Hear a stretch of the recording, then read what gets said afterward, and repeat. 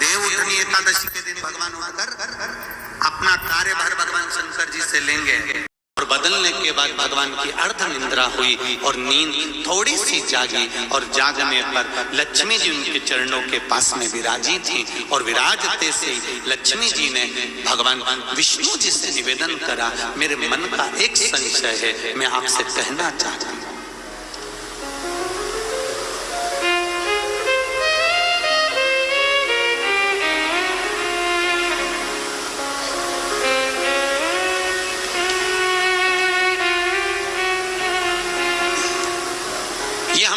भाव है कि हम भगवान को देव सोनी एकादशी पर सुलाते हैं और देव उठनी पर उठाते हैं,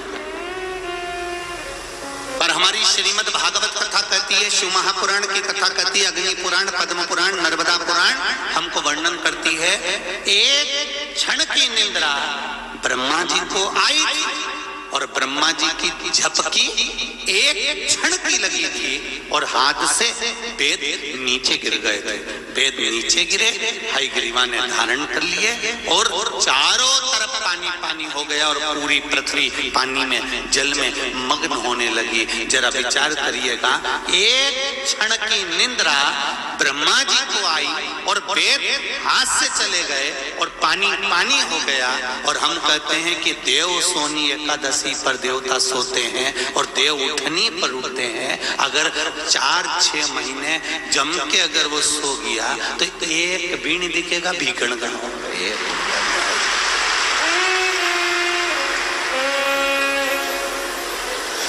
एक नहीं दिखने वाला। फिर तो लोग कहेंगे सियोर कहाँ गए और भीकण गाँव कहाँ गया।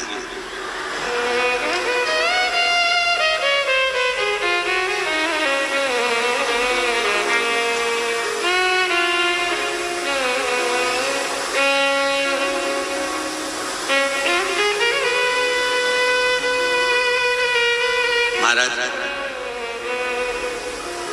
ये सोने की तो भगवान की लीला है।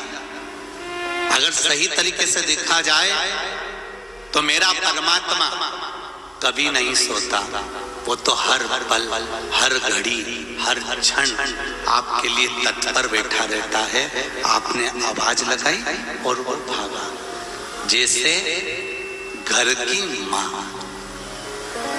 छोटा सा बच्चा पास में सो रहा है, पिताजी भरचक नींद में सो रहे हैं, भर्राटे भुर्राटे भरते।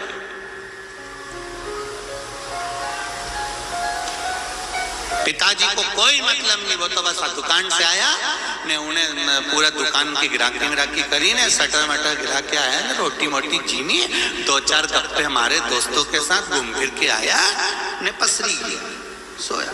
और वो सोया और सोते फिर तो रात भर जम के सोया ने, सवेरे उसकी नींद खुली। पर घर की जो माँ होती है, घर की जो माता होती है, जिसके पास में छोटा सा बच्चा सो रहा होता है, उस माँ की नींद कैसे होती है। बस बच्चा, कोई माँ का बच्चा अगर इंजेक्शन लगवा कर आया है, कोई सुई लगवा कर आया है, कोई टीका लगवा कर आया है, तो माँ गोदी में ही रात भर लेटे लेटे बैठे बैठे निकाल देती है, उसकी नींद नहीं हो पाती।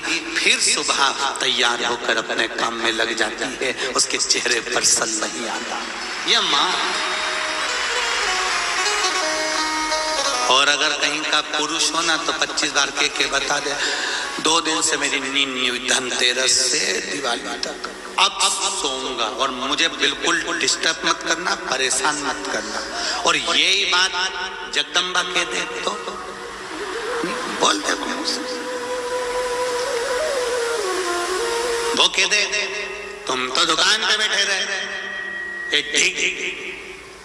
ये घर में डिग लगाई है, चौक पूरा सफाई करी, तुम तो केवल दुकान पे बैठे थे। पर उससे पूछो, बेचारी है रानी बन के आई थी, मैंने नहीं बोला हो, मैं तो बोलू ही नहीं ऐसी बात।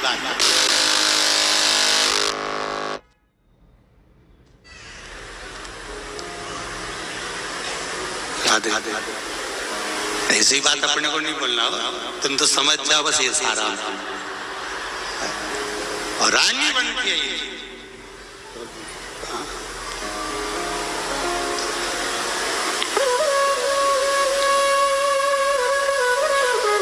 करवा चौथ पे कितनी सुंदर तैयार हुई थी, और धनतेरस के एक दिन पहले इसको देख लो,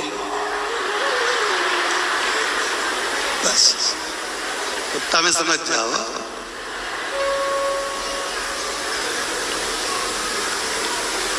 फिर तो छोरा छोरी भी जरा सा अगर पांव धर देनी लिपा हुआ पे, तो फिर थोड़ी सी देर में जगदम्बा काल रात्रि बन सकती है।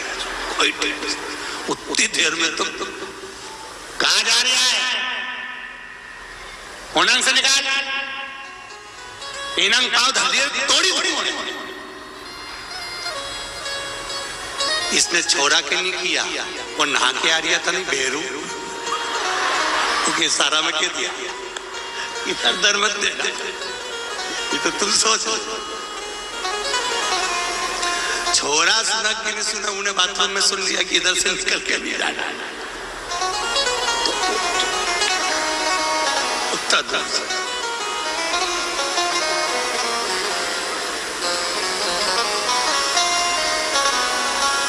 अब विचार करिएगा जरा कि कितना कितना भाव व्यक्त किया गया है, कितना आनंद का भाव सम्मुख में लाया गया।